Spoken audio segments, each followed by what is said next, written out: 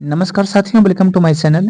जैसा कि देख रहे होंगे, आप लोग के बीच एक पेपर कटिंग लेकर के उपस्थित हुआ हूं, जो ये आज ही प्रकाशित हुई है। तो हम लोग इस पेपर कटिंग को विस्तार पूर्वक देखते हैं। इस पेपर कटिंग के माध्यम से आप लोग 3 महत्वपूर्ण खबर को देखेंगे, तो वीडियो के अंत तक बने रहिएगा साथियों।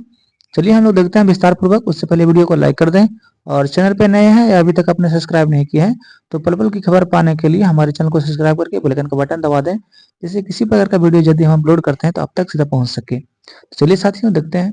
जैसे कि आप देख रहे होंगे, सक्षमता पास परीक्षा नियोजित शिक्षकों के लिए पहल की तैयारी। आवंटित जिला पसंद नहीं है तो शिक्षक दे सकेंगे दूसरे विकल्प। यानी कि जिन शिक्षक बंधुओं को अपनी पसंदीदा जिला नहीं मिला था सक्षमता के समय, उनको यहाँ पे कहा जा रहा है कि दूसरे जिला भी विकल्प के रूप में दे सकेंगे। तो ये उनके लिए खुशखबरी है। आगे चलते हम लोग देख लेते हैं। सक्षमता पास परीक्षा करने वाले नियोजित शिक्षक अपने पहले से ही आवंटित जिलों से संतुष्ट नहीं है तो वह दूसरे ऑप्शन दे सकते हैं। विभाग इस संदर्भ में विचार कर रहा है, हालांकि इस बारे में आधिकारिक निर्णय अभी होना बाकी है। दरअसल नई पॉलिसी के तहत सक्षमता पास 1,81,000 शिक्षकों की विशिष्ट शिक्षक के पद पर नियुक्ति होनी है। इनमें ऐसे शिक्षकों की संख्या अच्छी खासी हो सकती है जो अपने तबादले के लिए नया विकल्प दे सकते हैं। सूत्रों के अनुसार सक्षमता परीक्षा के समय शिक्षकों के 3 जिलों के लिए उन्हें विकल्प दिए गए थे, इसलिए उन्हें अतिरिक्त विकल्प देने पर विचार किया जा रहा है। इसके अलावा नई शिक्षा नीति के तहत होने वाले पदस्थापन के समय सक्षमता उत्तीर्ण शिक्षक अगर जिला का कोई विकल्प नहीं देते हैं तो वह अपने पुराने जिले में ही रह जाएंगे। और इधर देख रहे होंगे आपके 48,000 से अधिक विशिष्ट शिक्षकों को काउंसलिंग का फिर से मौका। प्रदेश में 48,000 शिक्षक से अधिक सक्षमता पास नियोजित शिक्षकों को फिर से काउंसलिंग का मौका विभाग देगा। शिक्षा विभाग ने इस संबंध में निर्णय ले लिया है, और शिक्षा विभाग के माध्यम से शिक्षा निदेशक योगेंद्र सिंह ने गुरुवार को इस संबंध में आदेश भी जारी कर दिए हैं कि जानकारी के अनुसार सक्षमता परीक्षा उत्तीर्ण 1,87,000 शिक्षकों की काउंसलिंग होनी थी। इसमें से 48,184 की काउंसलिंग विभिन्न कारणों से अधूरी रह गई थी। इसमें से 3,366 अभ्यर्थी भी शामिल है जो उपस्थित ही नहीं हुए थे। और यहाँ पे जैसा कि देख रहे होंगे, इधर बायोमेट्रिक मिलान न होने से अटकी 10,925 की काउंसलिंग। और बायोमेट्रिक मिलान न होने से 10,925 शिक्षकों की काउंसलिंग नहीं हो सकी थी।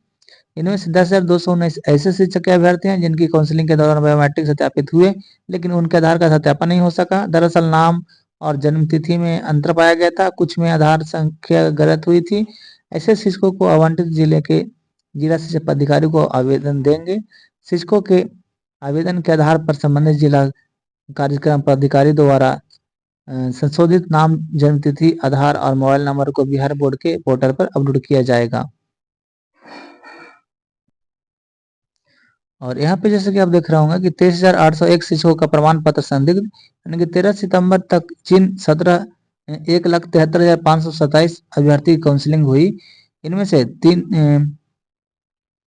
33,893 अभ्यर्थियों की काउंसलिंग सफलतापूर्वक नहीं हो सकी। इसके एक अथवा एक से अधिक प्रमाण पत्रों में कोई न कोई कमी पाई गई है। इनमें से 23,801 शिक्षकों के एक या एक से अधिक प्रमाण पत्र संदिग्ध पाए गए हैं। उन्हें सही प्रमाण पत्र पोर्टल पर अपलोड करने के लिए बिहार विद्यालय परीक्षा समिति की तरफ से सॉफ्टवेयर में विकल्प प्रदान किया जाएगा। साथ ही पोर्टल पर शिक्षक की तरफ से पहले अपलोड किए गए प्रमाण पत्र वैसे ही दिखेंगे।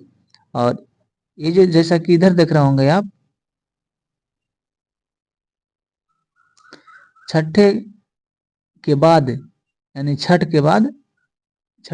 तीसरी चरण की शिक्षक नियुक्ति परीक्षा का रिजल्ट, यानी कि जो बीपीएससी टीआरई 3 जो हुई है उनका परीक्षा फल अभी प्रकाशित नहीं हुई है।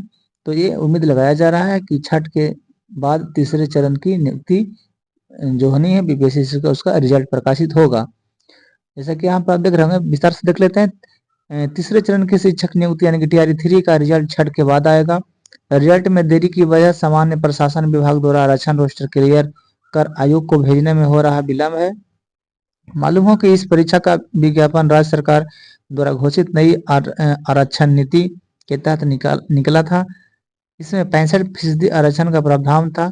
उसी के अनुरूप सामान्य प्रशासन विभाग ने बीपीएससी को रिक्तियां भेजी थी, लेकिन इस आरक्षण नीति के विरोध में कुछ लोगों द्वारा पटना हाईकोर्ट में याचिका दायर करने और हाईकोर्ट द्वारा सरकार की नई आरक्षण नीति को रद्द कर 50% की सीमा से अधिक इसे नहीं करने के फैसले के बाद राज्य सरकार ने फिर इसे 50% आरक्षण वाली पुरानी नीति को लागू करने का निर्णय लिया। इस नीति के अनुसार रिजल्ट देने के लिए बीपीएससी को उसके अनुरूप रोस्टर क्लियरेंस के साथ रिक्तियों की जरूरत है, लेकिन अब तक सामान्य प्रशासन विभाग ने नए सिरे से 50% आरक्षण के अनुरूप रिक्तियां की गणना कर उनका रोस्टर क्लियर नहीं किया है और न ही आयोग को इसकी सूचना दी गई है। तो इसी कारण से अभी बीपीएससी टीआरई 3 का जो रिजल्ट आना था साथियों,